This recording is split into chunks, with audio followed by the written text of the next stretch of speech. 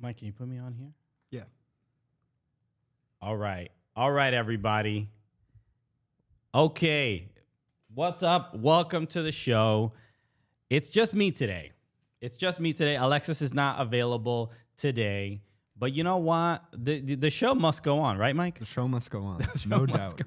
Mike knows, okay? So I wasn't going to say, look, Alexis couldn't make it today, so, let's take a break. I'm not going to say that because the show must always go on. So we have a special guest today covering for Alexis. Everyone, please welcome our special guest. Please walk through the door, sir. There he is. He's coming into the frame. Everybody, please welcome David Goss. What's up, everyone? Of MLS Extra Time. How you doing? David, what's up, man? Thanks so much for coming through. Thanks for having me. I feel alive to be in the heart of Midtown. Like I got off the train to come here, and I was like, I thought I'm in it. I for a second I felt like you thought I invited you to a therapy session. You walk in, it feels like a dentist's office. Okay. Yeah. And I just got healthcare. Congratulations to me, or decent healthcare. So I'm starting to build up my I wouldn't have known that reference, the dentist reference, a few months ago. Okay. Yeah. So I feel really proud that I could even drop. Well, that. You know what? A lot of our English fans will know exactly what that experience is like. 100%. All of our listeners in Burnley are very jealous of you. They're very jealous. Yeah, they are very jealous. Listen, you guys have great things. Otherwise, what's good, everybody? Welcome to the Cooligans. Thank you so much, everybody here in the chat joining us. Some people in the chat are calling it extra time. All What's right? up? Yay, I like that reference. I appreciate that. Hi, Michael, by the way.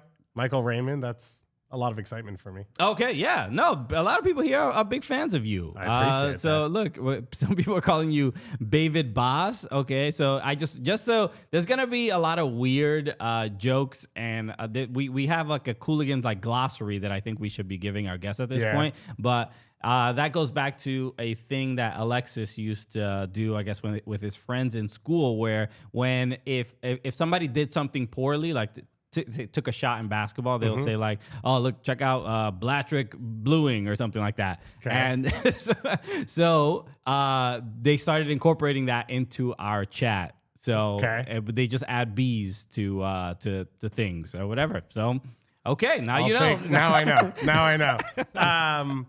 Speaking of Cooligans references, so on the way here, I listened to the show from last week just to get myself hyped up. Sure.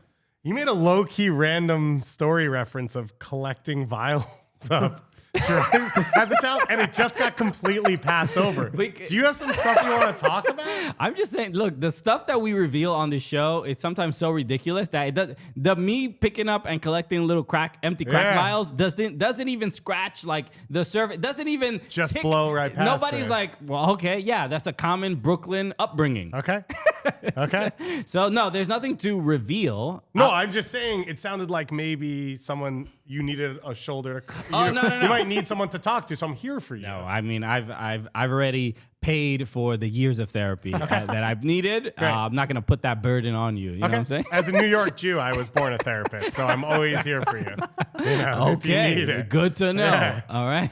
I thought it was stand-up comedian because most of my friends are Jewish stand-up comedian. I think I guess they don't make more money. No. It's pretty much the same. It's a little more disappointing to the family. Probably, yeah. So shout out to David Goss. Thank you so much for joining us, everybody. It's the Cooligans, buddy. Yes, this is obviously a big week in Major League Soccer because I was watching Extra Time with Mike just like you were doing your homework and your research and listening to my crack vial stories. I was doing some opposition research on you and actually but there is something kind of I asked on Twitter, I asked the question, is MLS cool now? Because there's something to how we all know the product, but there's something to how it was broadcast, how it was displayed this weekend, obviously on Apple TV, that made it feel like, all right, like now people are gonna start hitting us up like, it's less embarrassing. Yeah, how do I get in on this Major League Soccer thing? Right. Yeah, I think it was a pretty big step compared to forever else. Like, yeah, it was less awkward to watch games where you're like, I was visiting my wife's family and, they come in and it's not like, oh, what's this high school stream that you're watching right now? It looks like a professional sporting event, which is a pretty big step. And the thing about MLS, and, people always hit us up, how do I get so-and-so into MLS? What do I do? The games are cool, right? Going to the games are cool already. Like, I think we've reached that point in most markets. Maybe not all the markets, and we can talk about those later.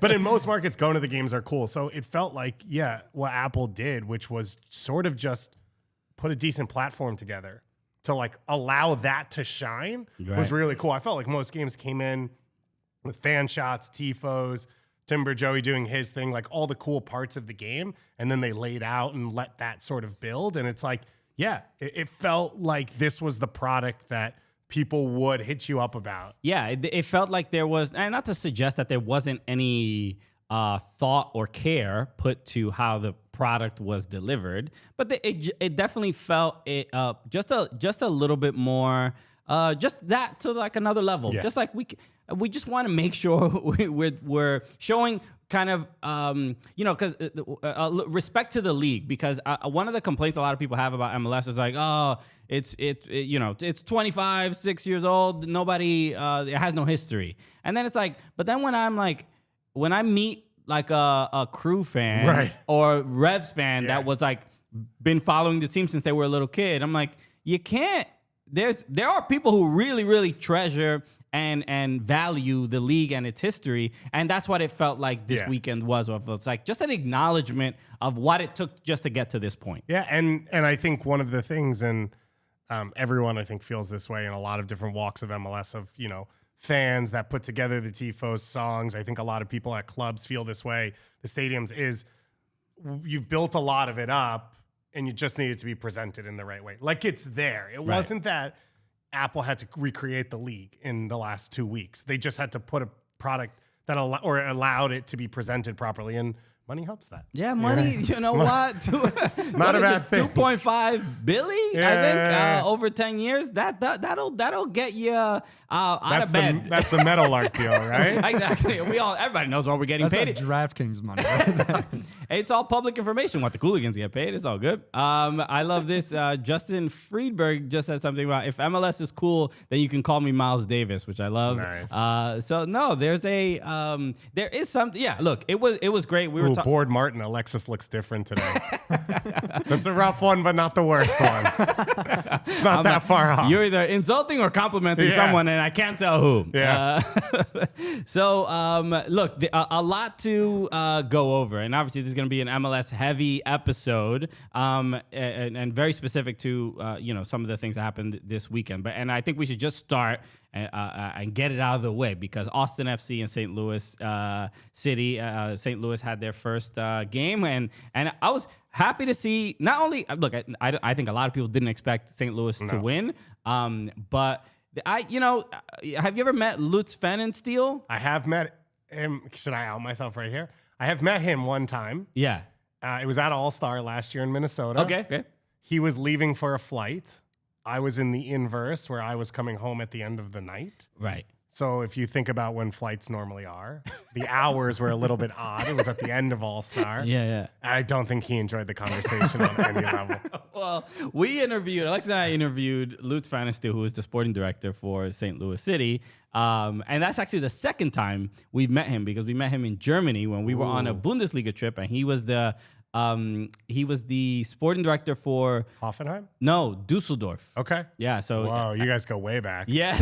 There's a chance you guys are going to get signed to an MLS Next Pro contract based off how he operates. He likes to go back in and figure his guys out. So, but when we first met him, and I remember the Bundesliga people were like, this guy's an interesting guy. You got to meet him. He's a sporting director for Dusseldorf, but he has like the record for. He's played on the most continents. Yes, professionally, and I think I'm not. You might know this better than me. Did he played for like an Antarctica team that they made up? I don't know that. Yeah. I saw that. I wouldn't put it past him. No, though. I think that part may have been a bit more gimmicky and less competitive. But we interviewed him. You could go back and listen to our episode with him. He's just a truly fascinating guy, and like not weird, not a weird person, but just someone who's just like, you could tell, so obsessed with football. Yeah. And the fact that, we met him in Germany and now he's here is just like already ridiculous. Yeah. But that's kind of where I was like, man, this weird, strange man is going to bring some success to this expansion club. Yeah. And that's why I'm like not doubting St. Louis as much as I know you guys, whenever you guys put out your predictions, It's always rough. and I'm sure some people in the chat. Is anyone mad about anything? Has anyone in the chat laminated their extra time predictions? And it's funny because I've said this, I think, once or twice over the weeks, but I picked them last in the West because I didn't know what else to do. I didn't know where else to put them. Yeah. Like so with MLS, if you have a way you play and you try hard every game, you're going to win. Like there are other teams that don't do that. Okay. That is a bar that you can pass. Do you want to name these teams? I think it's the start of the episode, so we'll get into it as we get there. So, shout out to San Jose Earthquakes for sending me this, by the way. They did a really good job. Not one of those teams. Okay, good. Not right now. Not anymore, is the point. So, I think St. Louis won't be as bad as the last place team in the West because they have a way they play, and I think they're going to work hard as a team. The question, though, is how much higher can they get? And that I wasn't sure. Right. So that's where the lack of like confidence comes from in picking them, but not shocking to me that they could get a result like that, or they won't shock me if they finish 9th or 10th in the West. If they got higher than that, I'd be completely surprised. Right. Yeah. It definitely was, just after a few minutes into the game, you're like, all right, they don't look out of place. No. I mean, most expansion teams they look like they're still like learning each other's names on the pitch, and it was the complete opposite. Yeah. And seeing the Tim Parker score the first goal. Did you see the tweet, or I think it was an Instagram? He celebrated he having with a kid his baby. he did the baby celebration thing. And they I think posted the text conversation with his wife. And he said, like, if I score, I'm going to do something. Nice. And she was like, super. I did it. That's amazing. That was cool. I did. So on MLS 360, it's Bradley Wright Phillips and Sasha Kleshin who both played with him. Yeah. And it was not clear that they knew he was having a kid. Okay. And like they didn't say, but they kind of like, oh, look, the celebration. Like, yeah. So yeah, it's one of those funny things because I think it was Steve Birnbaum who did it a few years ago. Okay, yeah. Where they had not told people. Right. So it was and it was not clear that his wife knew he was going to do it. Like it was like, I'm having a kid, I'm going to yell it from the mountaintops, and then did it on his own. So it's an interesting move. I respect it. Sure. When my wife and I did our baby announcement, that was my idea. I was like, we'll do, I'll go score a goal. I'll go score a goal in like my Sunday league, Yeah. and I'll do that, and I'll get somebody to film it or whatever. And that was the plan for literally weeks. And I was like, it's gonna happen. I could not score a goal for my life. Could not score a goal. Where I'm just like, you know what? We're gonna have to just fake this whole thing. Okay, we're gonna make a little production out of it. Would it not be cheaper to try and pay an opponent to let you score one goal than to pay a bunch of actors to come and be the opponent? I have too many morals to do it. Okay? I'm not going to get caught up in some Juventus scandal. No match fixing here. Yeah. This isn't Barcelona. We don't pay the rent. Okay. But when your child gets older, I'm going to tell your child that your dad didn't have the commitment to pay for you. I'm just impressed that you're gonna be in my child's life, David. In a bunch of years. I actually thought I was Uncle David. I thought we had already established. Thank you so much for making such a commitment to my family. Yeah. Do you do godparents? Can I get in the running for that? Yeah, I was just talking with my wife about that. Yeah. Well, my wife is Jewish. She grew up Jewish. She doesn't really practice, but she's like, what? Shout out to the non-practicing tribe. She said, she was like, do we have to like pick God? Yeah, because we don't do that. Yeah, you don't do that. So I'm just surprised that she's even asking me. Yeah. Like the you know, I grew up Catholic, but you know, I'm just it's a big thing for you. It is, but I'm like a raging atheist now. I mean, like I learned my lesson. This is all I'm done with. You're done. Okay, so this should go really well for you guys. So I mean, I'll get godparents for the vibes, whatever. Yeah. Like it's a good deal, right? Have you talked about Hebrew names? This is not a thing you're going to do, but I'm going to teach you about it. Go for it. So it's like old school naming style, and you can hear some of it modern day in Arabic. Your son of is your last name. Right. So like your kid would have a Hebrew name, and then they'd be Ben, which means son of you, and then Va, which would be son of her. Yeah. So you get in there, so you could be okay, and your kid would probably be the first Ben Christian. I think that'd be pretty dope. Yeah. You know, that's an interesting thing because during the World Cup when we were talking about Croatia and a lot of the players, their names end in ich. Okay. In IC, almost all of them. Yeah. And everybody's like, it's like always kind of a thing, like, oh, itch, all their names end in Illich, itch. Stroud, It's always a thing. And then I learned that they, in Croatian, it's the same thing. No way. Itch means, I didn't know that. It means like it's of. Yeah. So it's like the way in Spanish names have Martinez. Yeah. A lot of names end in EZ. It's like S of Martin, of whatever. Wow. So it's the same exact thing. It's just in a different language. Their version. And then when you think about other names, that we're like, they're all our names are exactly like that. So all the Scandinavians are daughters and sons, right? Magnus Sin. Yes. And Hans' daughter, whatever. Yeah. So especially if you watch a lot of women's soccer, obviously Icelandic, Norwegian, whatever. Yeah. And so like I do college soccer. There's like 1 million Icelandic players who are all daughters. And there's like 18 daughters on the field. Yeah. I didn't know it until one person. I was like, you guys all have the same name. You know what I mean? You think you're so witty about it. You're like, why do you all have the same name? And they're like, well, it means daughter. And you're like, oh, wow.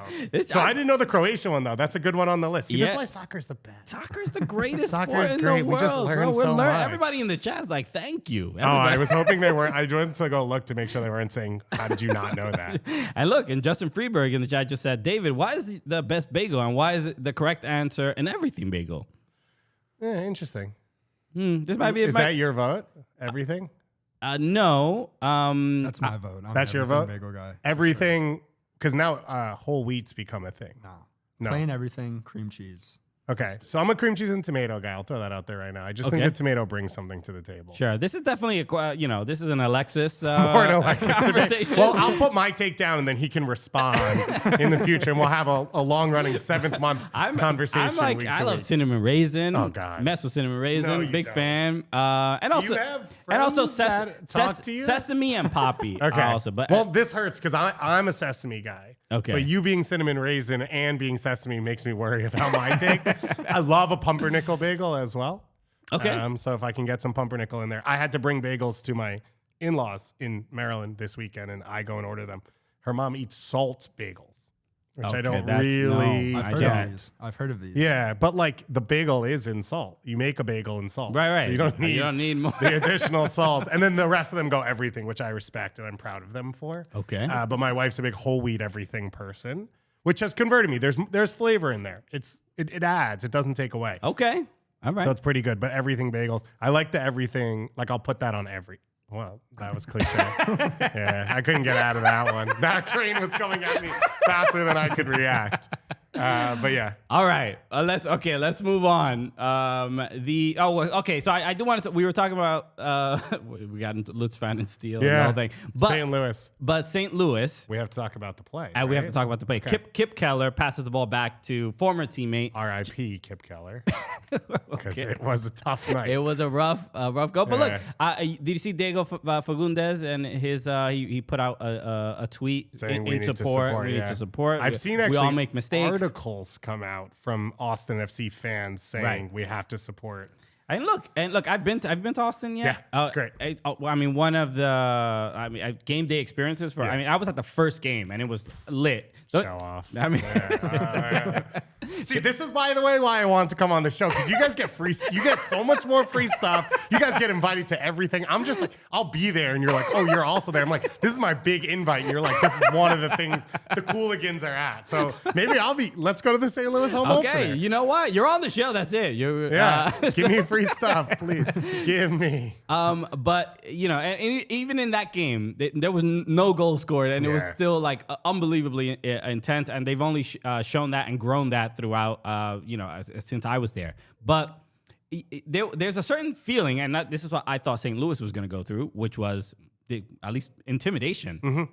And thought they would be a little bit nervous that day playing against that team with that fan base there.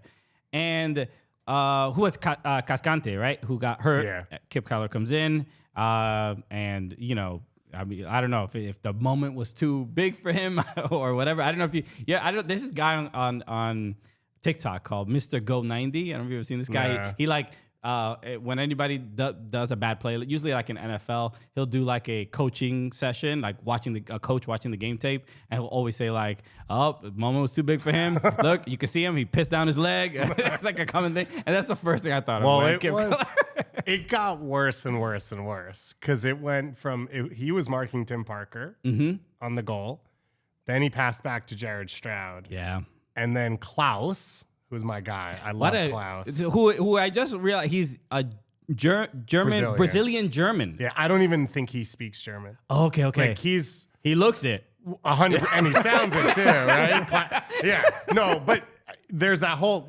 We can keep getting into our geopolitical or whatever. He lives in that region of Brazil where it's like all German. So if you ever go to Brazil, all the beer comes from the same state in the south. Like near Porto Alegre, which is where all the Germans live. Got it. And there's parts of it where they speak German, like in areas of Brazil, which is like, come on, you live in Brazil. He's part of that. And then he went to Germany, but maybe he learned it there. I don't know. We had a conversation about it and I can't remember. Super nice guy. Mm-hmm. We interviewed him at Media Marketing and I chatted with him for a while and he was like super nice, really excited. He had moved a lot. If you look at he's one of those Wikipedias where it's like, you know, all the little arrows for loans out under every name. He had been on loan, like he had moved 8 different times in the last 3 years and he just was done with it. So he came here for this. And obviously Lutz had that background. Yeah, dude. He knew him. I think he brought him to Hoffenheim originally. So they've like, he's known about him for years. And it's a great goal. But where else is he going? Think about it. The play, like he goes down the right side of the box, isolated. Kip Keller overruns him and he cuts back and it's like the only place he can score is cutting back, and that was where it was like it went from bad to worse to even worse. Yeah, I felt so bad for him. And I felt for him. And the other issue is the other center back was playing in his first ever MLS game in Leo Väisänen next to him. They lost their starter last year because Gabrielson wanted to go home and be near his family and whatever. Yeah. So it wasn't just him, I think. It was a bad situation to get stuck in.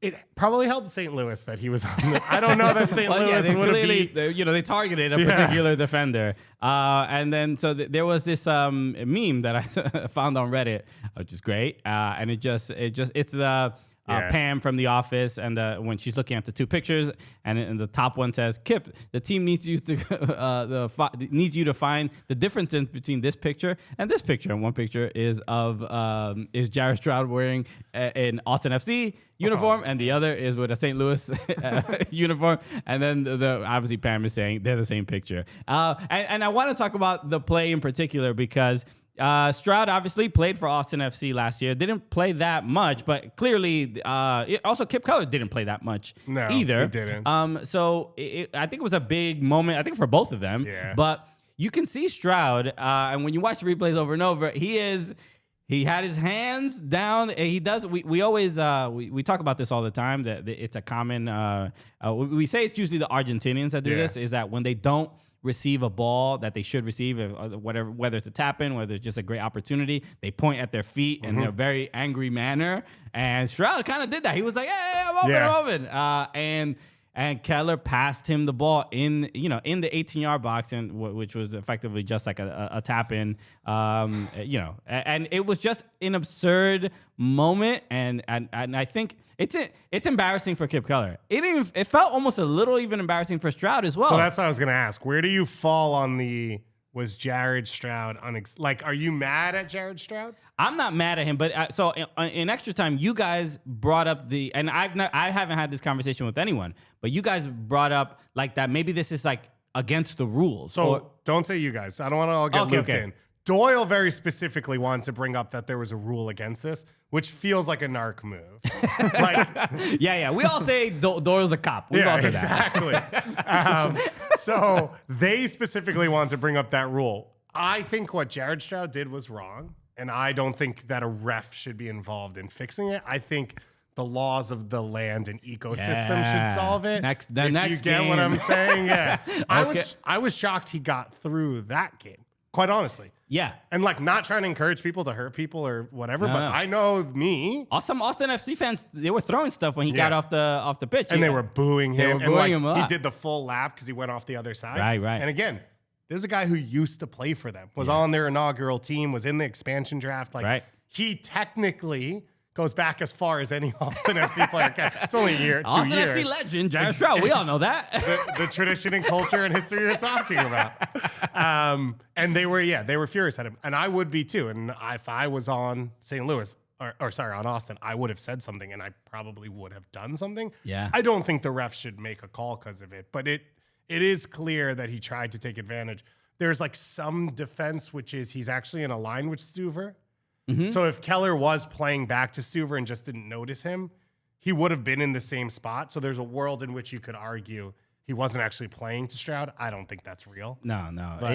He clearly, Keller is. It's just one of those things where you're just not fully focused and paying attention to what you hear, and you're like, oh, my teammate's there. Also, you don't think. Right. The guy on the other team who you played with for 2 years is going to do that. And I have never asked this before, so now I'm going to start asking players. But like, I'm curious if at a pro level, if other people have ever experienced that. Because I have never really been in a game where that's happened at like that level. And I would be shocked if, I don't know, you think Henry went to Barcelona and then played Arsenal and was calling for the ball? Right. Like, it feels like a weird thing to do. I got yellow carded in a game once for yelling when somebody was going to take a shot. Yeah, and that one I've seen.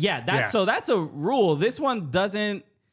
It's hard to. It's the same concept. I think the rule's the same rule. Like, one of the ones I said that I've seen is when like a ball goes back and you're charging the goalkeeper, people will scream and go like, right. That's also a foul or a card or whatever. I think they all come out of the same like. But now you're getting into like British nobility, BS, right?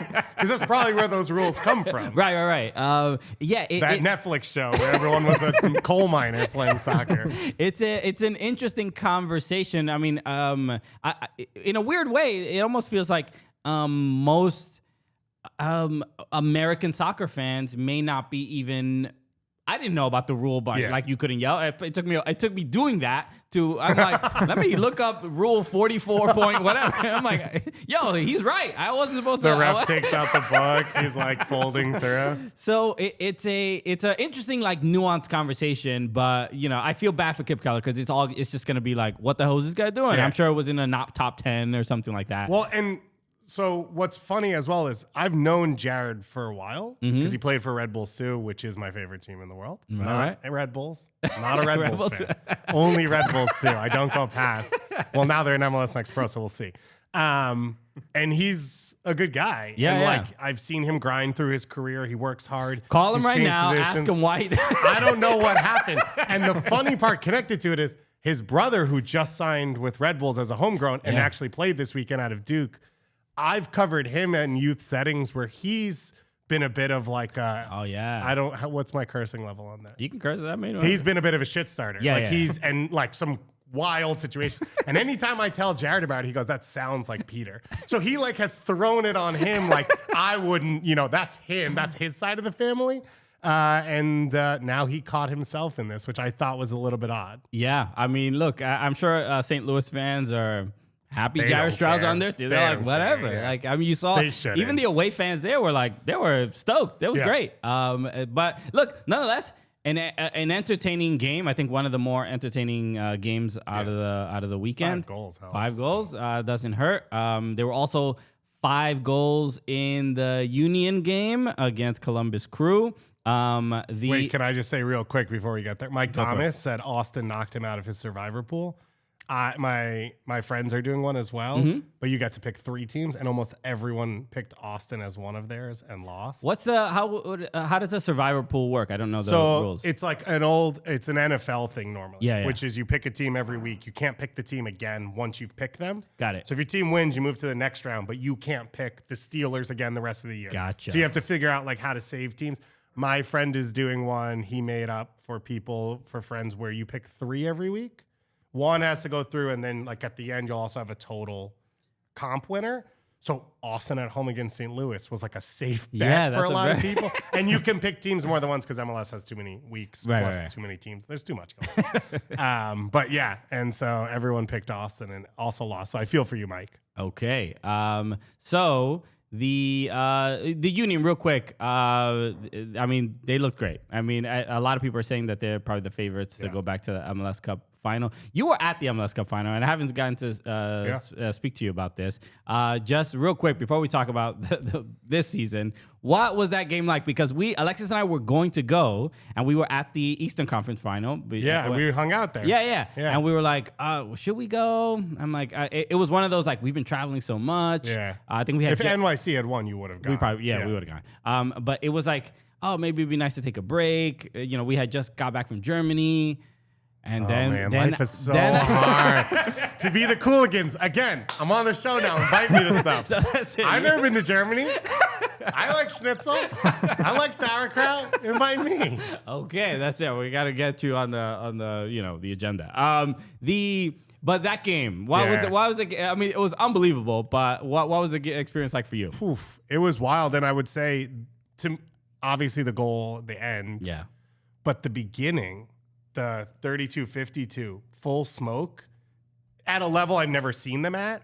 And it was, I think I was standing, I don't know who I was standing with, where I looked at it and was like, it feels like I'm in Argentina. Right. Like it felt past MLS at that point. And you talked about MLS being cool. Like LAFC is one of those teams you're around where you're like, oh yeah, MLS is cool. Like people want to be here. Without a doubt. Yeah. Right. And so when you're in that building, it feels that way. When people are wearing their colors. And in the city the whole week, it felt like a big deal that it was happening. People cared about it. People were psyched. So that was like the start. And then just to hang out and watch the game. And, we did a post-game show, and I was standing like with Doyle and Weeby and I think Charlie Davies, and we're going to have to analyze the game after, and you're trying to like talk about stuff. And it wasn't that. It was just like individual moments and greatness. And there wasn't like weak links or failures or ideas. It was literally just players showing up to be like at their best in the biggest moments. And so it was pretty amazing. And then I was down in that corner where which I scored see it. the photos and the videos and your guys' reaction when they ran to your corner. Yeah. And so we also had, I think Jack Elliott scored the 3rd goal to go up on the other side. But the Philly fans, the away fans at the Bank of California Stadium, they put them in the upper deck all the way on the end, which is on the same side that Bale scored on. Like it's on. So Elliott did the full field run, and they all celebrated there. So that was the side we were on as well. Yeah. And I think the Philly bench was in front of us. Jim Curtin's like 40 yards on the field. He's celebrating. So it was like we experienced that moment. Mm-hmm. And then you have the equalizing goal and you have the Bale goal. You just had like everything go on.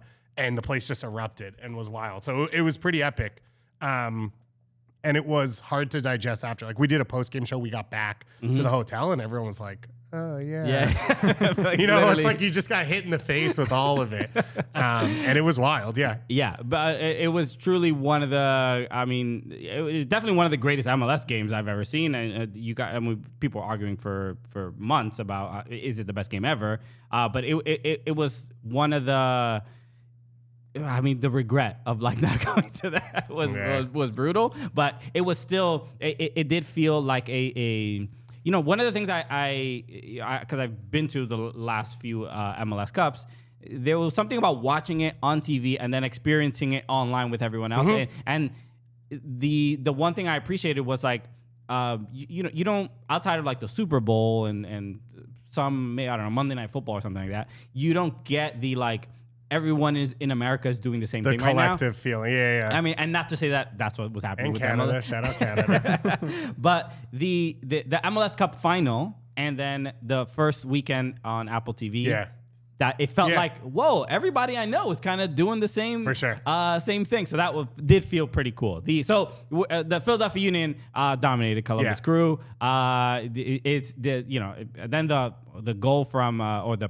pass from Joaquin Torres to Carranza was. It did. I mean, look, it feels like Philadelphia Union are the coming in with the most frustration and anger into this season, and they're not gonna take it easy or lightly on some of these teams. And some years we come in. I think NYCFC has been in this combo right in the past where it's like, well, NYC, Atlanta, like there's a bunch of teams at the top together. It feels like Philly, and then a gap, and then everyone else. Right. Because even LAFC lost so many pieces. Chicho Arango's gone. We still don't know. Like they're gonna fill in their roster, and I picked LAFC to win the West because I learned last year. I didn't actually pick them to make the playoffs last year, which was a mistake.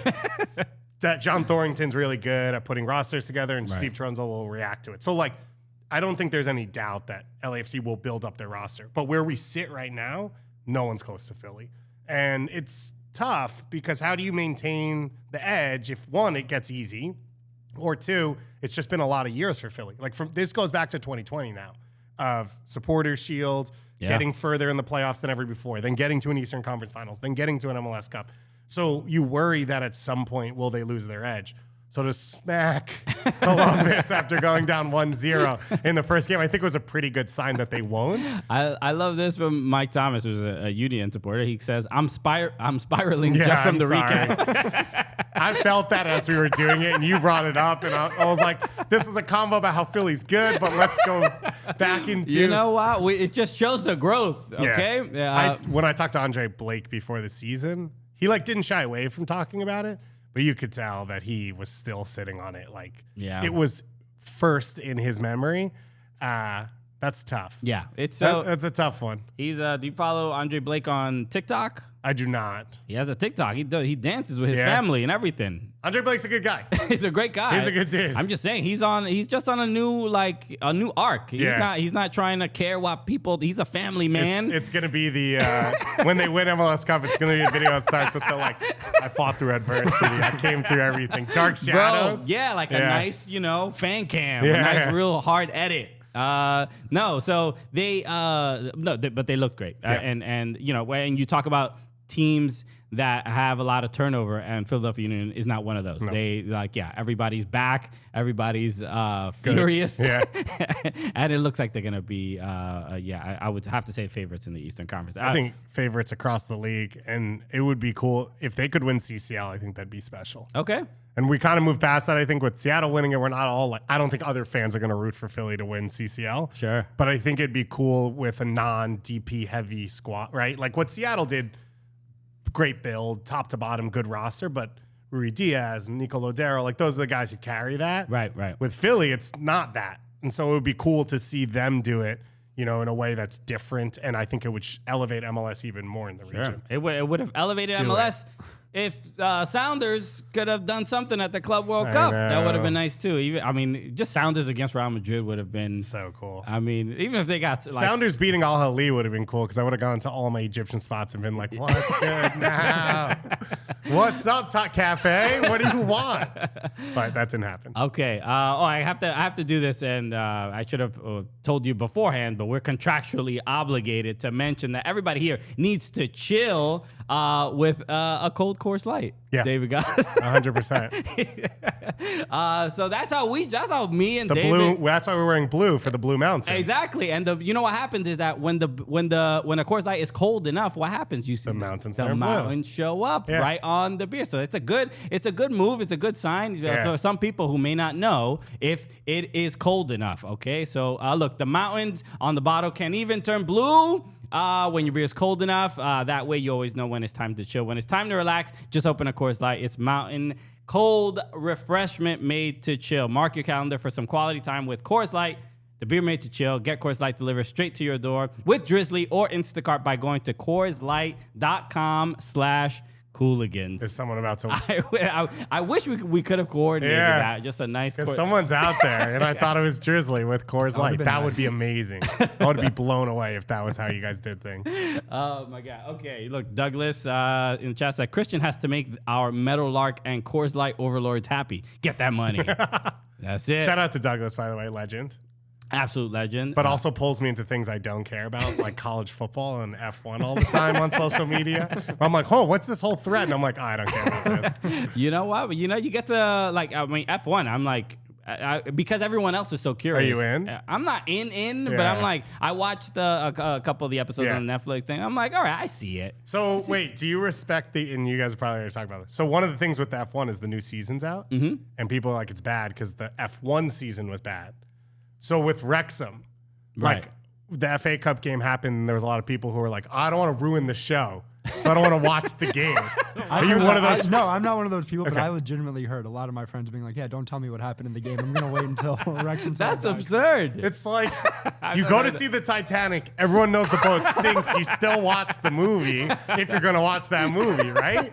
That's hilarious. Yeah. That's a, no, I did not know people do that, but I mean, credit to, I guess credit their commitment to like, don't spoil it for me. Don't spoil real life for me because I can't handle it. Which, spoilers, it's not as good as the show because the show is produced. Exactly. If you edit out all the boring stuff, it's really fun. I did love the debate of like, why is Wrexham getting so much attention from ESPN? Yeah. And they didn't do the same for MLS and blah, blah, blah. But look, it shows that people care enough to have a really annoying arguments about true. People are passionate. You're right. That's a good sign. I'm really glad that's what you tapped into there. Not the angst, not the anger. Dude. That's it. It's just like engagement. Yeah. All right. Yeah, 100%. We'll take it. You know, like the strategy now and a lot of on social media, I don't know if you've heard this, but this is like a real tactic that people have used to gain popularity, where they make content deliberately like wrong, like they may say a word wrong. Oh, interesting. They say something incorrectly. So a lot of comments. So the comments are like, that's not how. Well, actually, that's not how it's said. And then the algorithm is like, oh wow, this person's getting a lot of engagement. Let's push this out to more people so that they can also correct them. And that's up. And people get millions of followers doing stuff like that. All publicity is good publicity. Exactly. Clearly. That's what we're doing on this show. Every time we've been wrong so far, we've been doing that tactic. I was going to say Blangola comes to mind. Blangola, it's a whole other thing.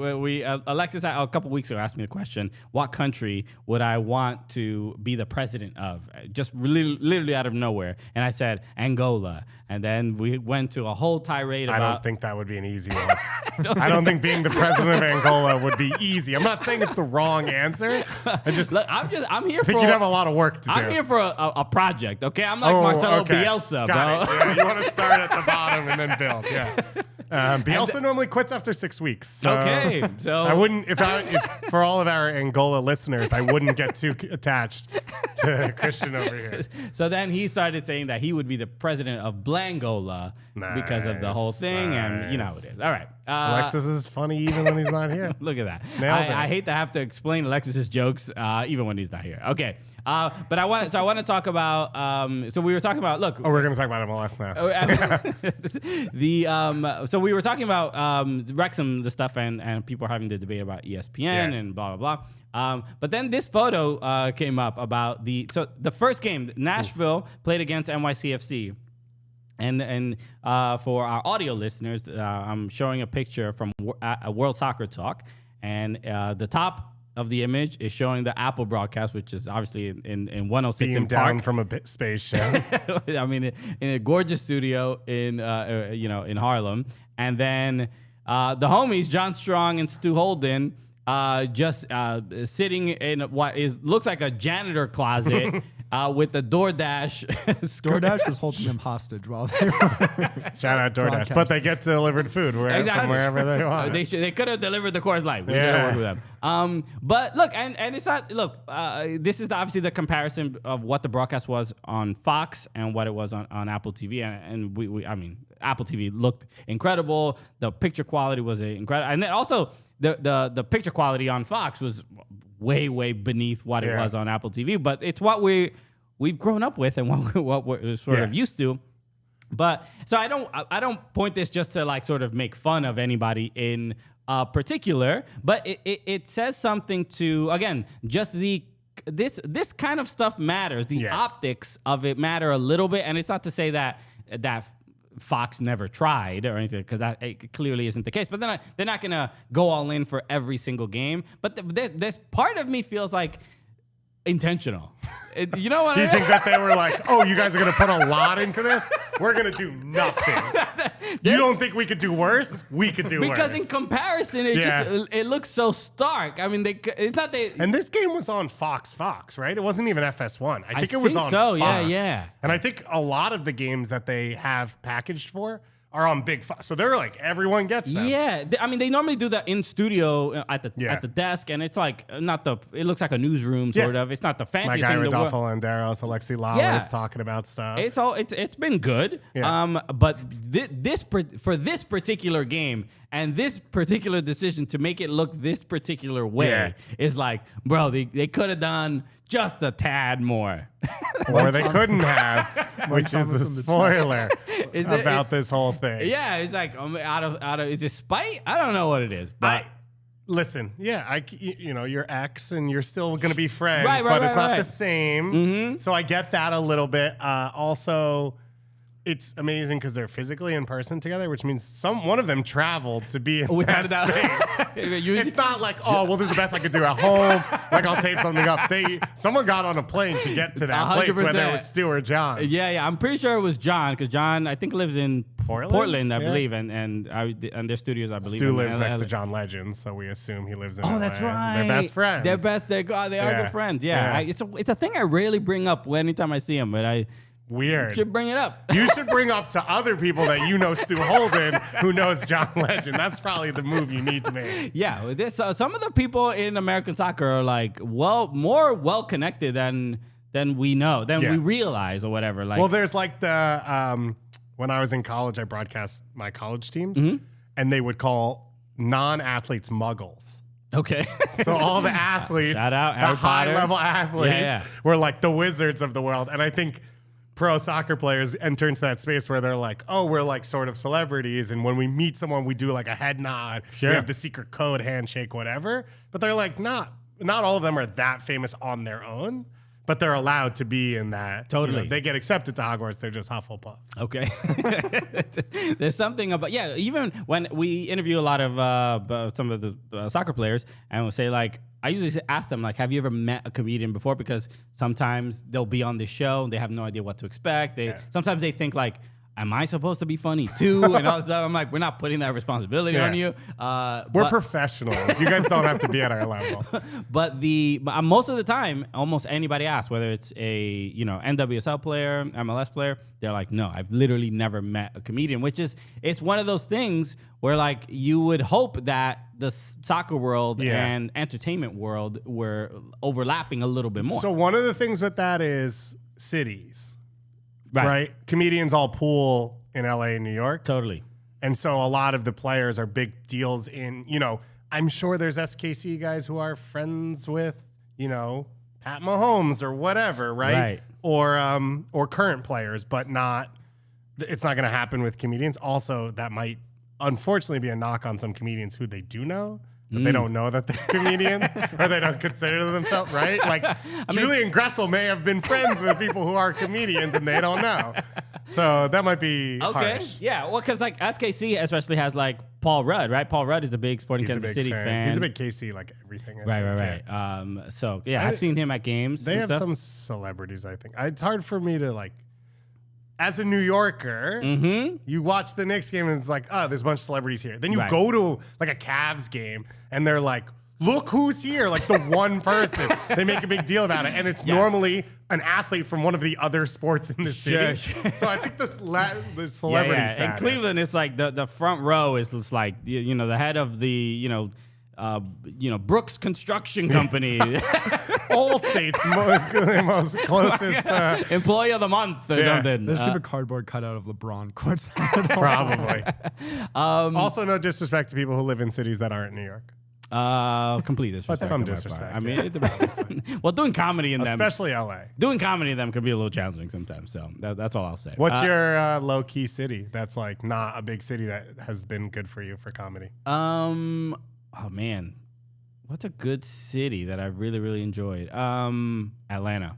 I mean, it's not. I guess that's it's not big small. city. It's a big city. Yeah. But like people laugh. Is that what you mean by good city? They laugh and they're also like on board. With, like I've done shows in like Maryland or like Virginia where they're like, and it's like, all right, it's like, well, where the local comic that's like, man, buried down the street, and the people are literally losing their minds, and then you talk to them about anything else, and they're like, no, I don't get it.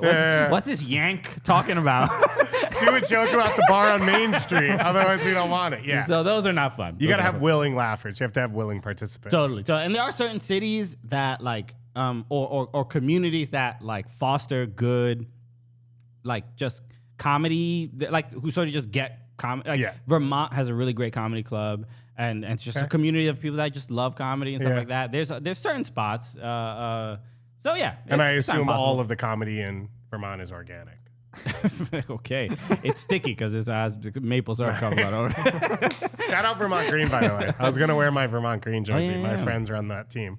I'm stoked. Year 2 is coming. The kids look great. I do want to talk about since we're talking about New York. Let's talk about NYCFC. They did play against Nashville at Geodis Park and got blanked 2-0. But I assume you watched this game. I did watch this this game. was the first one.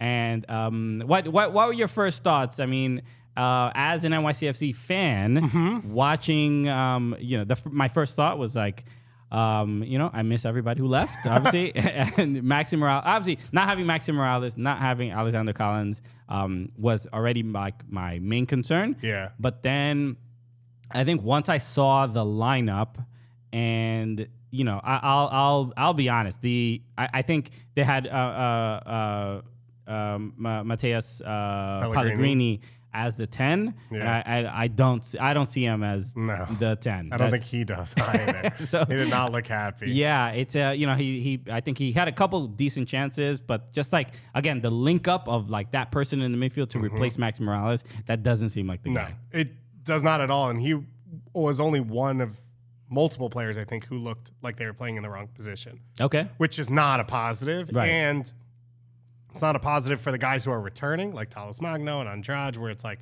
they're out of position. I talked about this on ETR yesterday with Tavon Gray, where like I saw Tavon Gray as a young player as a center back. So I get like he filled in at right back because he's good and there was a spot of need. But you come through an off season, why is he your starting right back still? Like either put him in a position to succeed or your team. I think you see there's probably too many players out of position where the other ones can't carry them. Like this is what I always talk about in MLS is NYCFC has been able to bring in a lot of young players and have them produce because the baseline is Maxi Morales, Alex Collins, Sean Johnson. Like it's easier for them in MLS than it is for players that were coming into Cincinnati because the guys next to them knew what was up and they were good. Right. That baseline doesn't exist anymore. So now the question is like, if you bring in new guys now, how much harder is it for them because they don't have the Maxi Moraleses of the world to lean on? My question for you as an NYCFC fan. Go for it. As someone who supports the club, you have an offseason where your players go to other CFG clubs. Right. Like what is the feeling as a fan watching your team take your players to their other teams? Like how do you process that? They like move to a different department in the company. Right. The feeling is not I think a lot of people kind of I expected this or sort of saw this coming. So it's not and I think maybe because I have met these players personally and genuinely happy for their like personal success, that I don't take it personally that they want to move on to like a better or bigger opportunity or anything like that. So say like when Tati left, I kind of understood it. Right. He was just playing too well to even stay. Right. And even after NYCFC won MLS Cup and I was at City Hall and he was giving his speech thanking the fans, it was beautiful to play for this team. It's and a I'm like, goodbye. and then come preseason, he's like, oh, I'm still here. Yeah. I'm committed to the cause. So you can tell there's it's business or whatever. I think a lot of players understand that as well. I mean, and I think fans do. Maybe NYCFC fans understand it, even are forced to understand it to a higher degree. But the frustration isn't in that the players, we know that they're going to go. Mm-hmm. It's that they're not being replaced.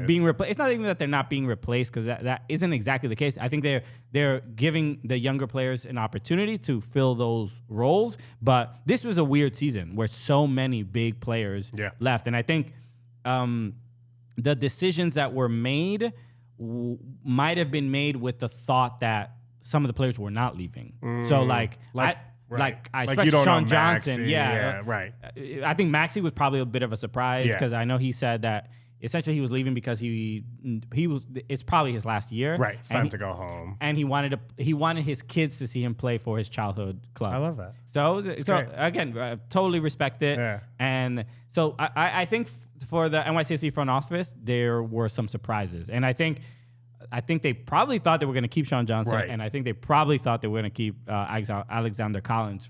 And then it just got to the point where it was too late in the window to really bring in probably the people you really wanted to bring in. The Collins one is fascinating because he, again, right, as a free agent, he clearly couldn't come to terms with NYCFC. Right. But not in... something about the negotiation was clearly above board enough that he wasn't upset with CFG. Of course. Because then he goes to another team. And that's the part where it's like, I think, weird to handle, which is you would think if he felt that strongly about the organization that he could stay at NYCFC, right? He clearly likes David Lee or parts of CFG, whatever parts he interacted with, he likes enough to stay, just not, I guess, for the money in MLS, which is part of the MLS rules. That's a pain as well, is you can't give guys raises at the same level that you could sign him. Robin Tagini in the chat, who you know, obviously, shout out Robin. The Tagini family. She says it's part of the design. And then Gavincho in the chat said, Tati made a mistake. I think other than money, it was just an move. Actually, I mean, I've actually been watching a couple of Hirona matches, and he's fitting in to that team. And he's scoring a couple goals. He might have like 4 or 5 goals already this season.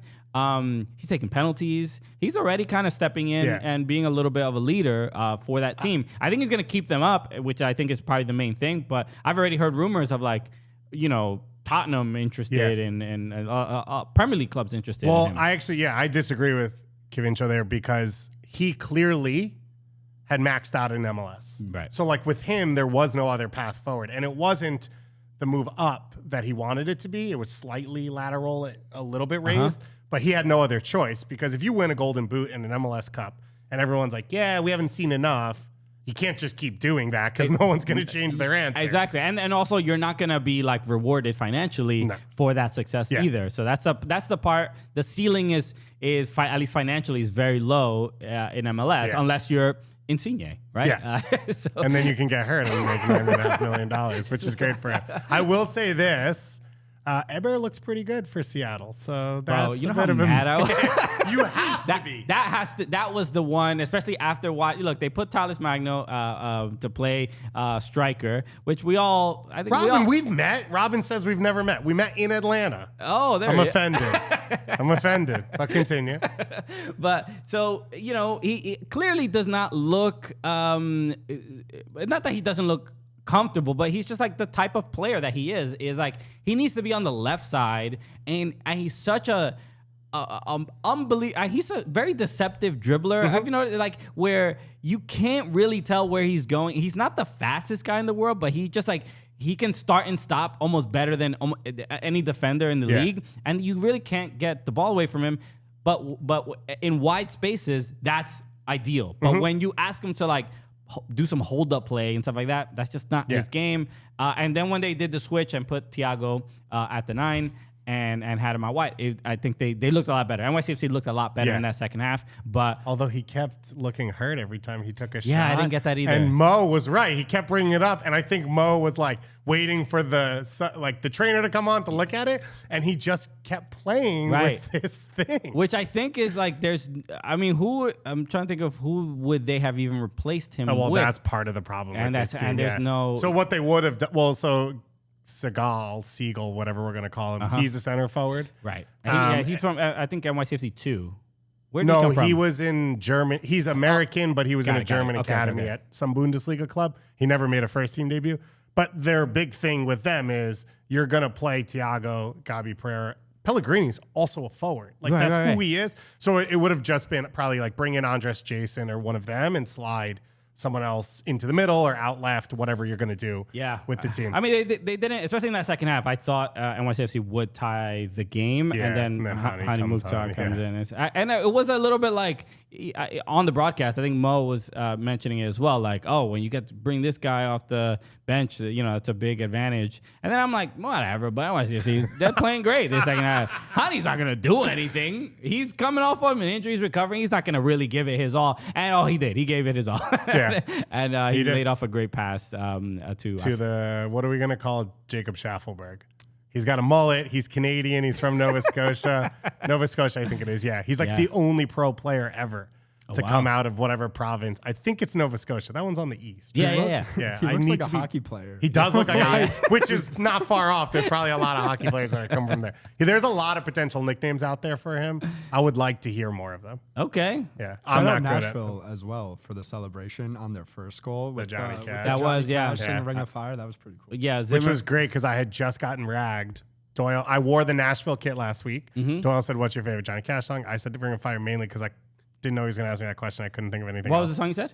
Oh, Ring of Fire. Okay, Band of Fire. Yeah. Then and then I got trashed on Twitter from Nashville fans being like, "Oh, I bet, dude, couldn't pick a better song."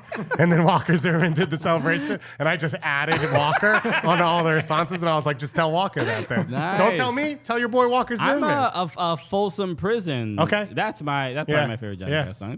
There's like I just found out there's a portrait of him or a mural of him in Sacramento.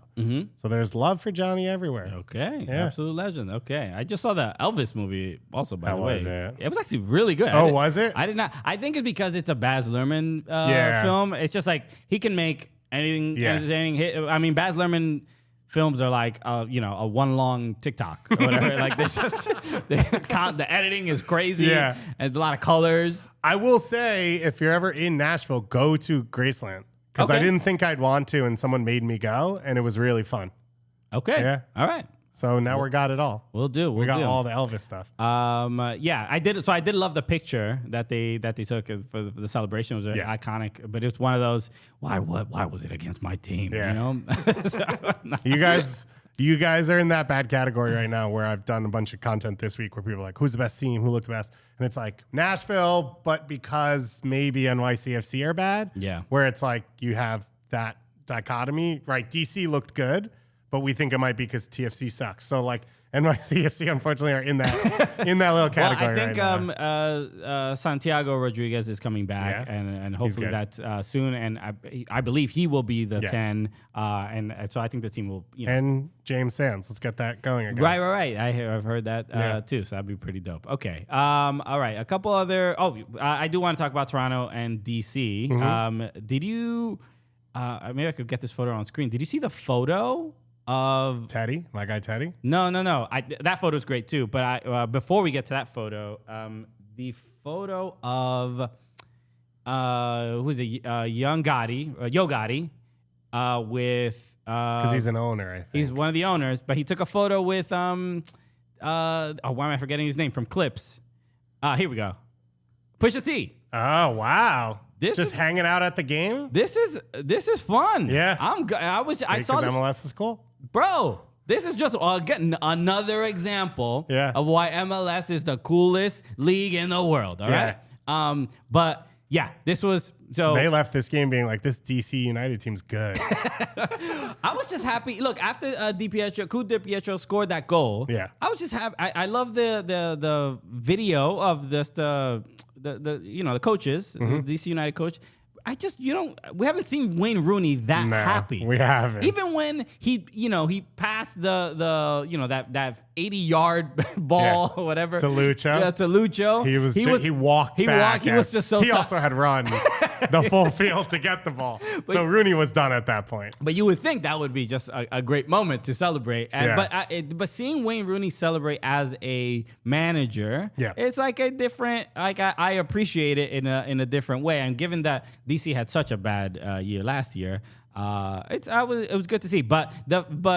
So like kind of what you were just mentioning. Is DC United good or TFC just very bad? I think TFC's bad. Okay. I think DC's better than they were.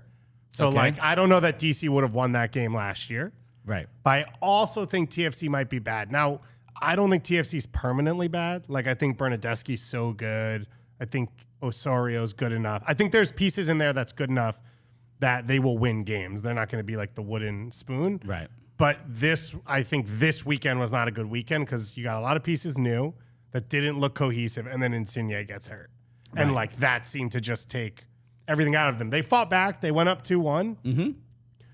But not really in a way that felt real, right? Like it felt like 2-2 was coming. I think 3-2 was a bit of a surprise. But when you watch the game, like DC was banging on the door. The second goal felt like it was coming. Benteke had looks. Yeah. That felt real. And TFC is going to struggle because they're going to struggle out of possession. They can't really close down that well. And individually, I don't know that the defenders are good enough. And so then you get into like, you need to have the ball all the time to win. How do you create chances, though, and take risks if you need the ball all the time, right? Bernadeschi takes 4 guys on. If he loses it, now it's like a fire drill going back the other way. But he has to take on 4 guys to score goals.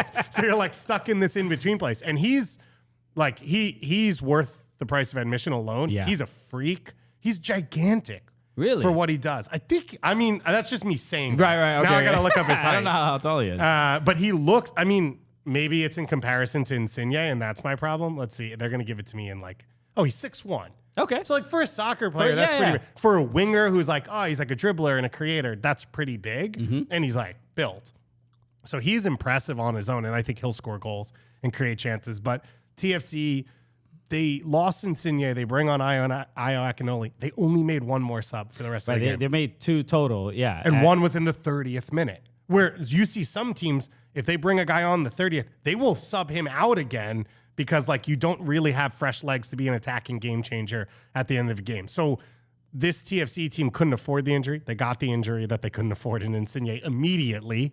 And they already didn't have enough depth. They just cut a player in Caden Chung. They don't have players to cut. I don't know where they get off cutting players. I know Bob Bradley said something about that he felt like the third goal was coming with the players on the pitch, so he didn't want to change anything. Yeah, that's what I would say too if I didn't. You know what I mean? What else are you going to say? And I will say this at the start of every sentence. I think Bob Bradley is the smartest soccer person connected to the U.S. Okay. Either American or American connected, whatever it is. I think he's genuinely a genius about the sport. Right. So I don't question really him, but I don't think the pieces are there for it to be effective. And he can get water out of a stone, but at what point are we talking about you have 2 of the 4 most expensive players in the league? They're not probably going to be cup contenders. And that kind of has nothing to do with him, except the only one that might is his unwillingness to acknowledge Michael's age and descent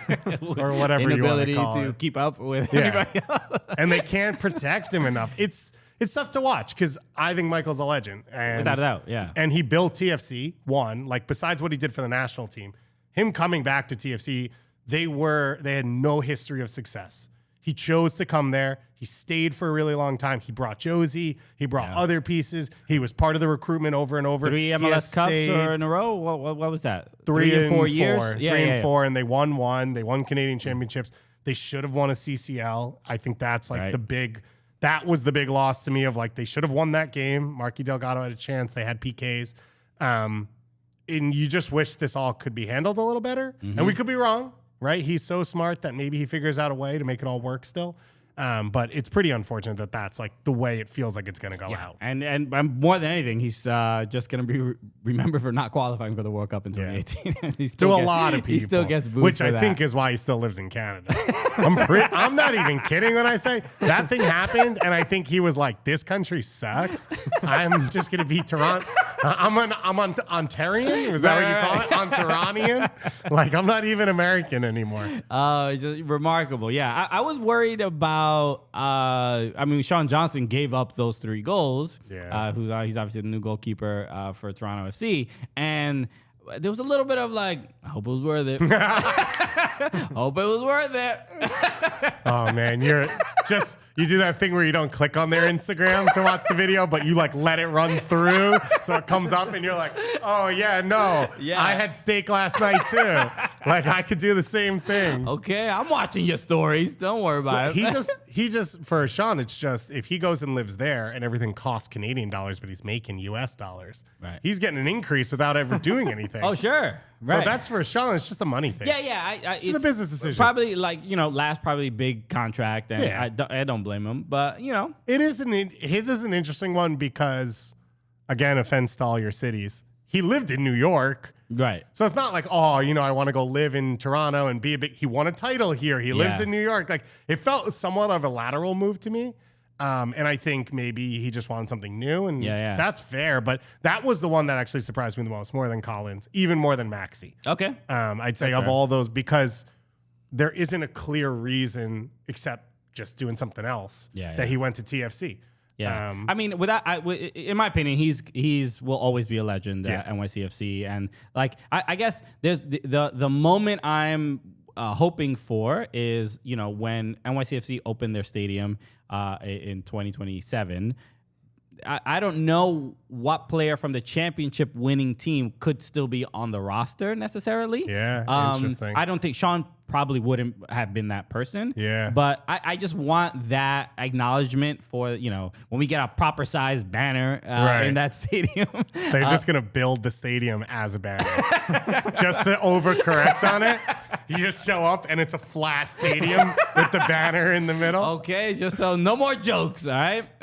But yeah, so I think Sean Johnson. Philly got you guys on this weekend. The Eastern Conference winner thing was like 18 times the size of your championship banner. Okay, I didn't realize But that begs the question: is it worth it to hang the Eastern Conference banner, or would you rather have the small, small championship? I think most people would take the small championship one. Yeah, but I think it's a flex to be like, oh, you guys won, but we're still out here. Our banner is bigger still energy. bigger. Exactly. Yeah. Okay. Well, it's the Yankees. Everybody knows the Yankees are the ones that determine the size of the banner. That's what we're Mets fans. Okay. Let's go Mets. LGM. Let's go Mets, baby, right here.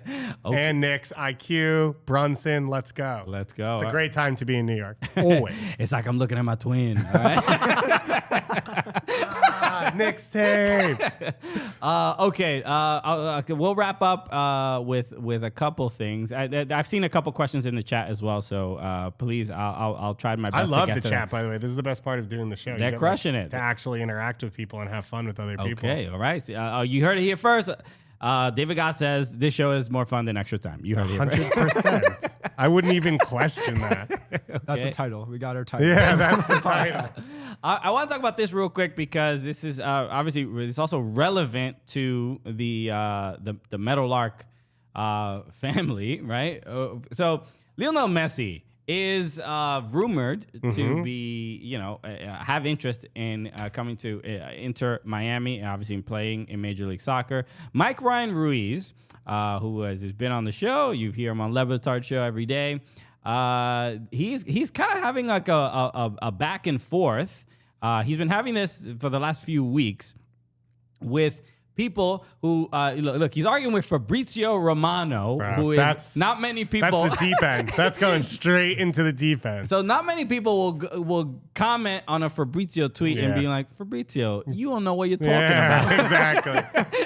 What I heard, my birdies. It's a little bit different than what you're hearing. But look, the last few weeks, I've been hearing that PSG are the front runners to re-sign Messi this summer. We know he's going to be a free agent, and clearly clubs are interested, the ones who can afford to pay someone like him. But Mike Ryan Ruiz clearly has some. He's an insider. That I gotta hit him up. I'm gonna text him and be like, "Yo, how you know this stuff?" And then you FaceTime him and he's sitting next to Messi. He's like, we actually are neighbors in Paris. I fly back to Miami every day. So Fabrizio Romano on February 3rd puts out a tweet saying, meeting in February to get the new contract signed as soon as possible. Plan confirmed already revealed yesterday in regards to Messi signing for PSG. Mike Ryan Ruiz quote tweets Fabrizio and says, Messi's camp is in daily communication with Inter Miami. Indications made directly to club that Messi remains extremely interested in Inter Miami's offer. Inter Miami is their confidence has only grown over time. So very contradictory to what Fabrizio is saying. That it's not a one horse race. Inter Miami are still in this. And I want to go back in the thread a little bit too, because Juan Arango, who is an announcer, he's on Apple TV. He covers MLS in Spanish, and I've known him on Twitter for years. But he's someone who I've never met. But he is a person on Twitter that I remember when I first started. You know, I'm a stand-up comic, so when I had to like learn about the game, I'm like, let me follow this dude because he looked like he knows what's going on. He covers a ton of stuff. He's a very strong advocate for like people who kind of put down soccer in like Spanish countries and stuff like that. He's always trying to make people aware of like really how popular the game is and how knowledgeable a lot of people are that are not in England and not in America and stuff like that. But then he's a person who gets in debates with people all the time. And it's very entertaining to people who are not the people who are not him or the people he's arguing with, right? So I love watching it. But then he quote tweets Mike Ryan Ruiz. He goes, again, Messi and his group have only, in caps, spoken to one team as of since the World Cup, PSG. So he's saying Mike Ryan Ruiz, bro, he's on the Fabrizio side. You don't know what you're talking about. So I'm like, he comes in on his side. Juan is getting some information, and clearly Mike Ryan Ruiz is incorrect. He must not know exactly what's going on because now it's 2v1. Yeah. And then I go back in the thread as well. And again, Mike Ryan Ruiz is like, and again, no. He goes, quote, and again, no. You remain 100% wrong. And look, and there's a whole other debate. He's got a whole thing going on. I don't want to get in this mess either. Well, it sounds like you do because you put it on the screen and you brought it up. People can read it if they wish, whatever. But because you are more involved in Major League Soccer than I am, at least. What have you heard? Do you have any? Does Tom Bogert know anything? Has Tom said anything to you about this even being a possibility? Straight to the camera here. Breaking news: Lionel Messi has signed with the Houston Dynamo for the 2023 MLS season. The ink is dry. It's done. Go. Get locked in. They don't have a DP spot, so he's going to be a TAM player. He's not even going to get paid that much. I wanted the eagle. Can we do the eagle on that one? Yeah. America. That's how it works. Okay. So, I mean, it's going to be great seeing Messi with Hector Herrera. He's going to come in carrying Hector stuff like, yo, Rook, you got to carry all the balls. What a duo. Listen, I think Mike seems to be pretty locked in or in touch, at least on the Inter Miami side today. I would be surprised to know Fabrizio Romano sourcing with Miami. So I think what you see there is two people who have been told things on two different camps. Right. PSG probably believes they're the only ones talking to Messi. They're going to sign him. And Inter Miami believes that they are in the running. And clearly, by leaving the DP spot open, they believe that. Like we don't need the proof. That's the proof there. Gotcha. And I don't know that there's a decision that's been made yet. I don't know Lionel Messi. Like, we haven't hung out in a while, so I don't want to speak for him. I haven't seen him since he won the World Cup. And listen, I'm super happy for him. Like, right. He's just been a little bit harder to reach since he lifted the World Cup trophy. There was a time where our paths divided, and I'm doing my thing, and I'm doing well, and he's doing his thing, and he's doing well. What does he have to accomplish, I guess, is the thing with PSG. Like, the question is if he knows that it's sort of it, you'd assume the next thing will happen. What I think is positive is it does seem like Inter Miami is the only option as the other thing. He's not going to go to Saudi Arabia. He's not going to go to China. It doesn't seem like he's going back to Argentina. So I think right now is he going to stay at PSG? If not, can he go back to Barcelona? And if not, it's probably Inter Miami. So I think it's more realistic than nothing. And Inter Miami, again, continues to show that they're leaving the space open for him. It's going to be a mess. Right. If they wait for him all year, then he comes, then they got to get him fit again, then whatever. It's going to be a shit show, and I think it's going to be the most entertaining shit show we've had in a really long time. We've done this before. I remember watching the friendly that David Beckham came off the bench against Chelsea for. He wasn't even playing in MLS yet. They followed him around, and then he didn't play for 4 more months because he was injured. And that was ESPN got their moment. Right. Chelsea, Beckham, Galaxy, MLS is here, and he wasn't even healthy, and it was all fake. We're going to do one of those again. It's going to be great. It's going to be awesome. Yeah, there was I think it was on Fox. There was a Beckham documentary, Beckham to LA documentary that I saw, and it highlighted that exact moment of how all the photographers taking every photo of him, and it's him. Who came out for him? It was came off for him? It was this dude who played for San Jose, Galaxy, Colorado. Not Otero Alvarez. Somebody in the chat is going to remember his name. Why am I forgetting his name? San Jose, Sam Cronin. No. Starts with A. Alan Gordon. Alan Gordon. Alan Gordon was the Did one. Alan Gordon play for Colorado? You may have stepped in at the end. Did he play for Colorado? He played for Colorado. At the end? Alan Gordon. He's last. Played for the Chicago Fire. I don't remember him playing for the Rapids. Alan Gordon. Alan Gordon was signed on that Galaxy team because the concept was... He played for both the Rapids and the Fire. There you go. There we go. Respect. Damn, do you know how great I feel about that? Well, he lives in Colorado now. He does. Yeah, as a real estate guy, because that's the most MLS thing you can do is then go sell real estate afterwards or during your career, which is now a thing. Which doesn't Russell Knauss do that? Because that's the development. We have academies now, so we're developing real estate agents at a younger age. Somebody told me, I think it might have been Douglas in the chat who said the chant for Russell Knauss is Knauss, he'll sell your fucking house. That's amazing. That gets me. And then Russell's on the field with flyers the whole time, if you need a call. By the way, is DraftKings in here telling us? Yes, DraftKings is in the chat. Said Gordo, mentioning Gordo. Yo, shout out our boy Hank at DraftKings. Hey, what up, Hank? Thank you so much. Is Hank a Rapids fan? Do we know that? I don't know. Gordon and Dan Kennedy's are BFFs. Yeah, Dan Kennedy, great goalkeeper in MLS. But so that concept was that Beckham would be whipping in crosses and Alan Gordon would be just burying them. Right. And they were going to average 25 goals and 25 assists. And I don't know that Gordon was even on the team by the time Beckham went to Milan, went to PSG, got healthy, the whole thing happened. Oh, sure. Not Gordon. Beckham went to Milan. Yeah, sorry. Yeah. We just clarify. Yeah. With all due respect, Alan Gordon. Gordon, he did a trial there, but it just wasn't for him.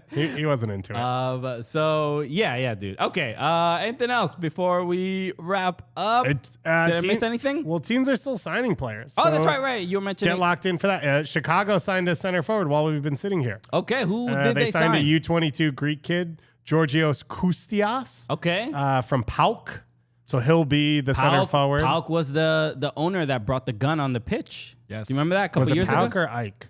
Oh, it was against. I think it was against the team. I don't know which owner, but yeah, I always remember that. Who is, I believe, a Russian oligarch. Oh, that owner. There's good.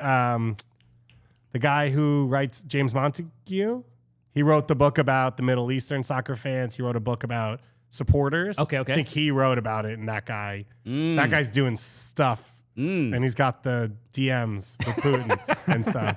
If I'm talking about the right team. Yeah. No, I mean the guy who literally. And if I'm not, sorry to the owner of that team. We have an old clip where we talked about this. Probably from 5 years ago, but we did cover this with our journalistic integrity, as we normally do. But yes, there was an owner who was mad after a result in a game because of a ref, and literally has a gun in a holster, and he's on the pitch. He definitely did get in trouble, but the photos are wild of it. It was PAOK.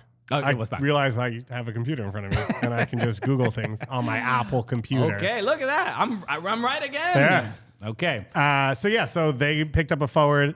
Portland picked up a forward, Frank Boley from Fernavacos, which is a Champions League club. Right. 29 years old, Ivorian. They've been chasing a center forward. And then SKC, it sounds like are going to get a center back, which is beyond a need for them. Sure. So this is the tough part about MLS. And people always ask, like, oh, predictions, whatever. I put my predictions in 3 weeks ago. People have gotten hurt and gotten signed.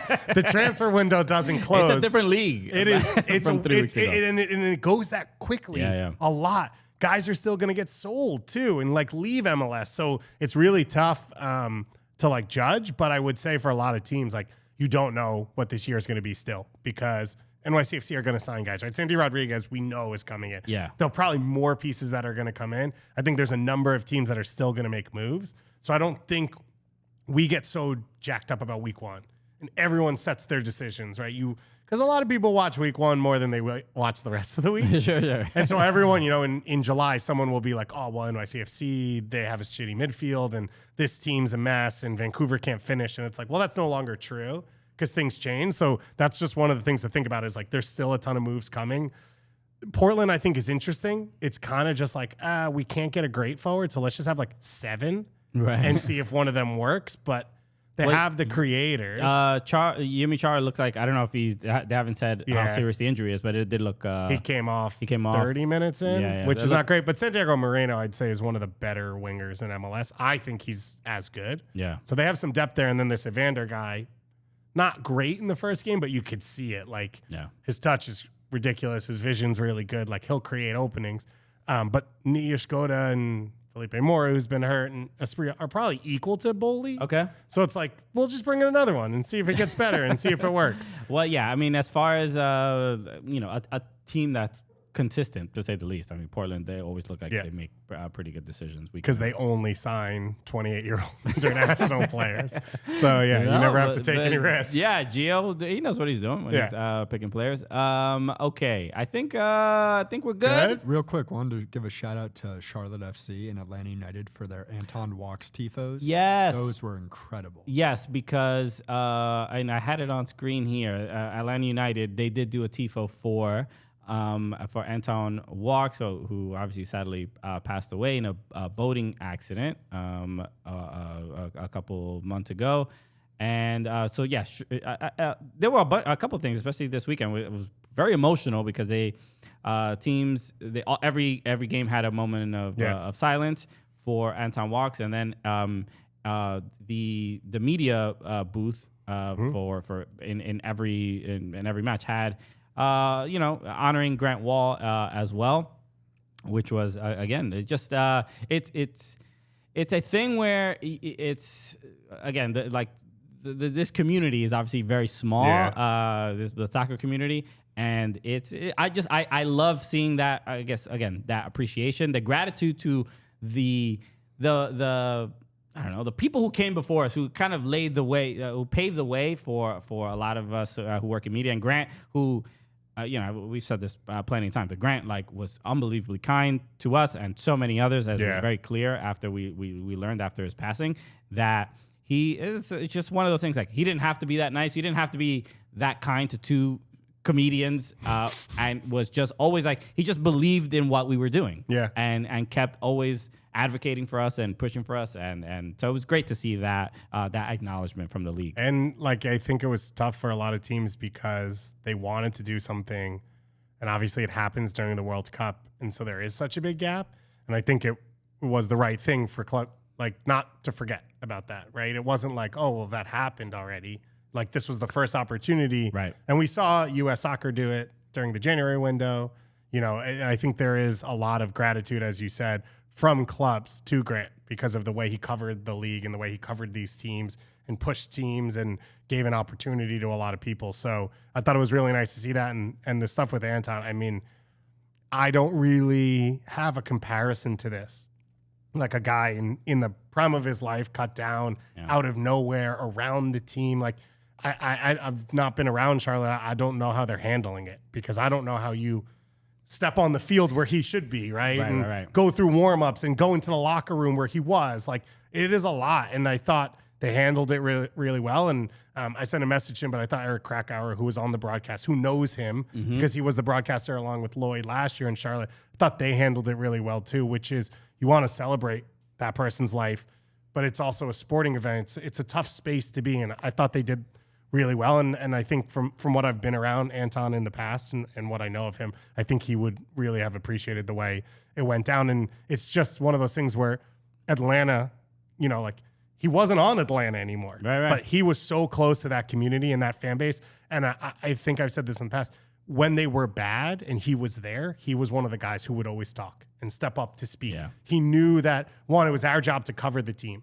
So even though they were bad and everyone wants to hang their head and walk away, he would be there to talk. And I think he did the same with the fans. And I think you could see that interaction from the fans of them wanting to honor him, even though he's wasn't on their team anymore. Right. And I thought as you said, I thought it was really beautiful and really well done. And it's going to be tough this year. Like it's going to be tough to have that as a part of it. And my hope is that Charlotte finds a way to honor him in their play, where it is in the end something that they can strive towards for him. I think a lot of people, me too, me included. Like I wanted, it would have been great for them to score a goal. Yeah, right? It was a bummer they didn't get one. They ended up losing 1-0. But I don't know if you saw the, I guess at the memorial for Anton Walk's, Andre Shinyashiki talking about him and like their friendship and stuff like that. And he was like just brought to tears. And we've had Shinyashiki on the show, and he is just such a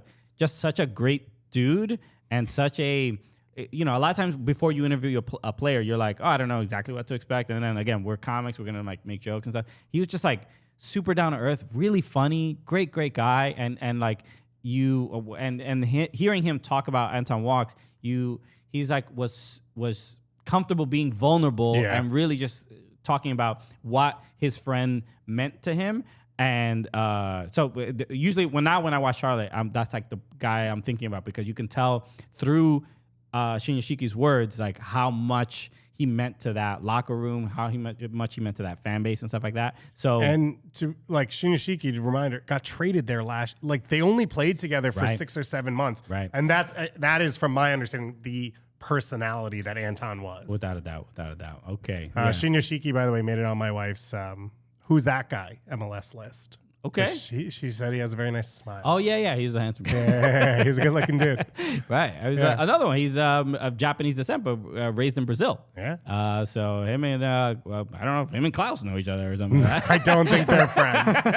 I think he went to high school in Florida while Klaus was living in Germany. But maybe they'll get together soon. Yeah. Okay. All right.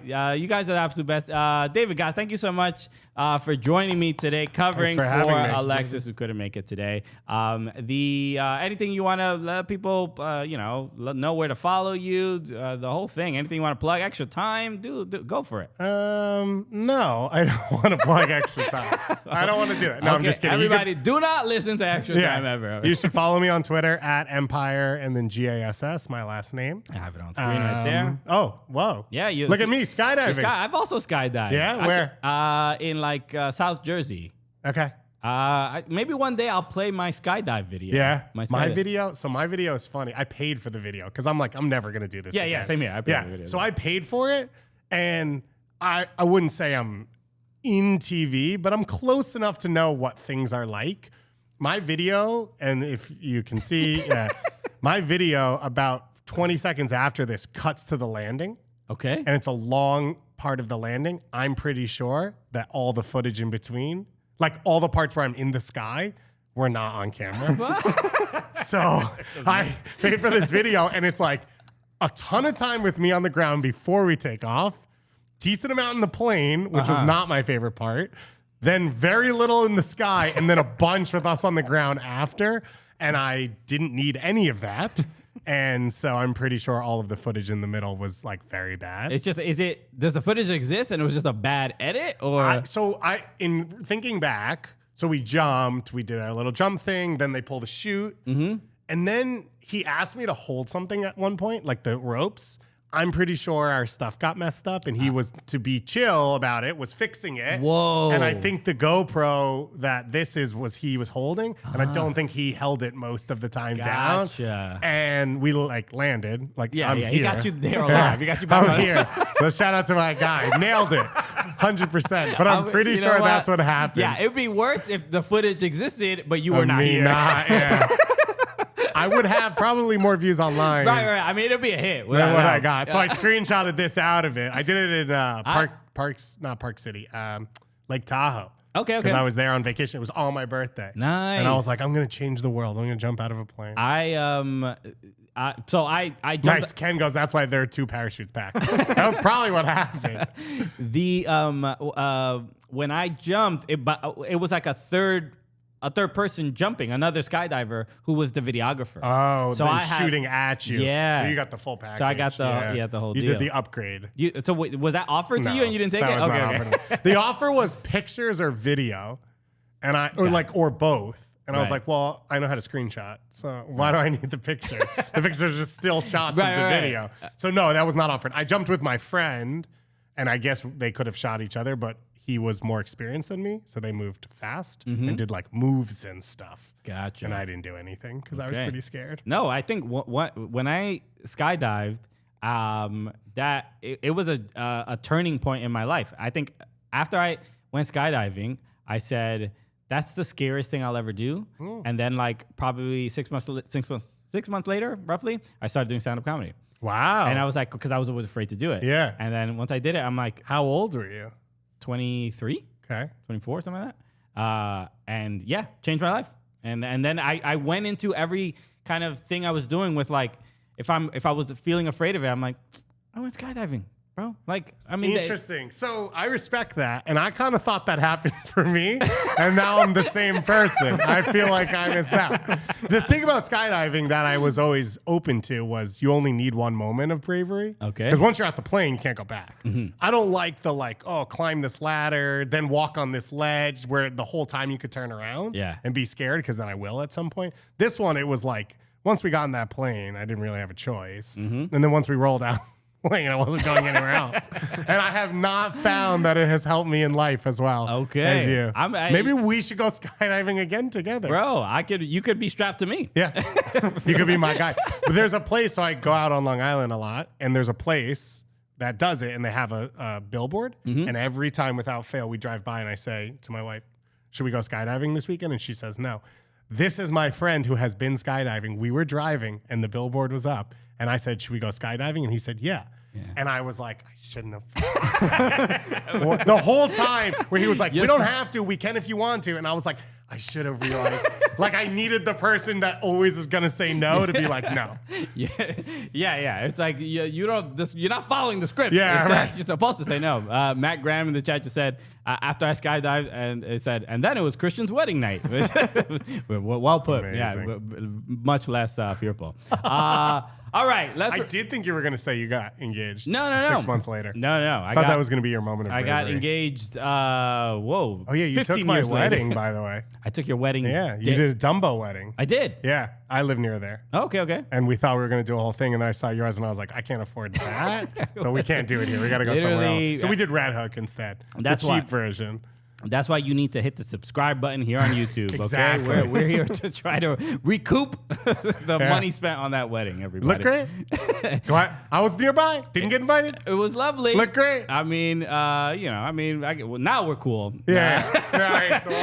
Before, I had no idea. You should do it again and invite me that time. Okay, a little re-wedding. All right, everybody. Let's wrap up. David Goss, thank you so much for joining me. Shout out. Thank you for having me. Absolutely crushed it. Great first week in MLS. Go check out Extra Time. Follow David Goss on Twitter at Empire Goss, GASS. Follow us at Soccer Cooligans wherever you have social media. It's a prison. We're never getting out of it. So let's all experience it together. Clearly, you're a fan. No, it gets it gets addictive and all that 100%. other stuff. And follow us. Join the Patreon, patreon.com/soccercooligans. There's but we got some fun stuff coming soon on there. And a lot to look forward to. All right, everybody. Y'all are the absolute best. I will see you next week.